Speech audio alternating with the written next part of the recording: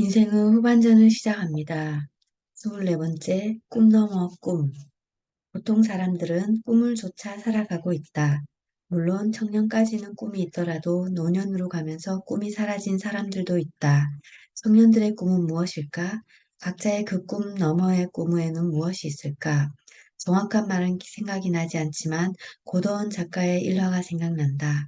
어느 유명 대학에 가서 학생들에게 여러분의 꿈이 무엇이냐고 물었다. 학생들은 성적을 잘 받는 것이라고 했다. 작가가 계속 물었다. 그 다음은 좋은 직장 가는 것. 그 다음은 돈 잘 버는 것.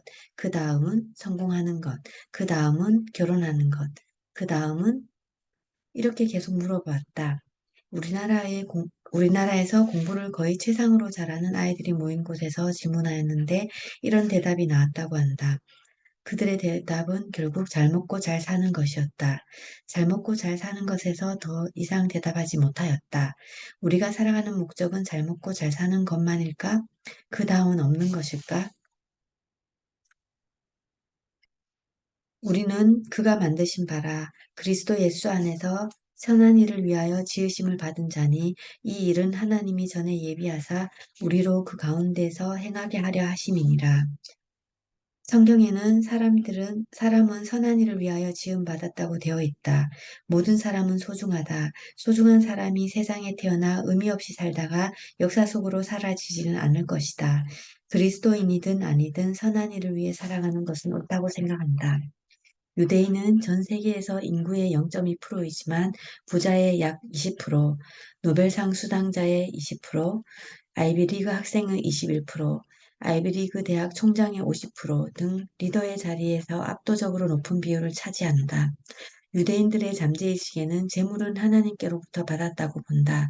그들은 하나님께로부터 재물을 받았으니 일부를 반드시 구제하는 데 써야 하는 것으로 생각한다.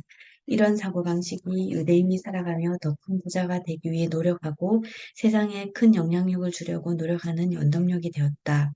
재물을 선하게 쓰는 것뿐 아니라 사람을 위해서도 지구 환경을 위해서도 선하게 써야 한다.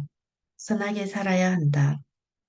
가정에서 일상생활 속에서도 쓰레기가 덜 나오고 플라스틱을 덜 쓰도록 생활 습관을 지녀야 한다.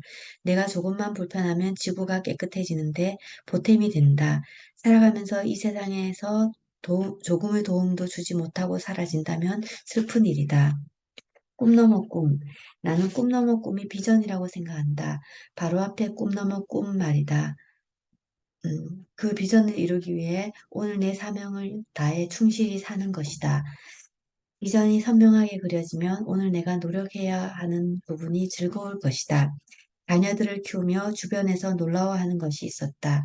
단지 학원에 보내지 않은 것뿐인데 이웃 엄마들이 인간 문화재라는 별명으로 부를 때도 있었다. 주변의 어머니들은 대부분 초등학교 때부터 대학을 위해 공부학원을 보낸다. 우리 집의 첫째는 고2 때, 둘째는 고3 때 처음 갔다. 셋째는 초등학교 6학년 때 보내달라고 해 졸라서 갔다.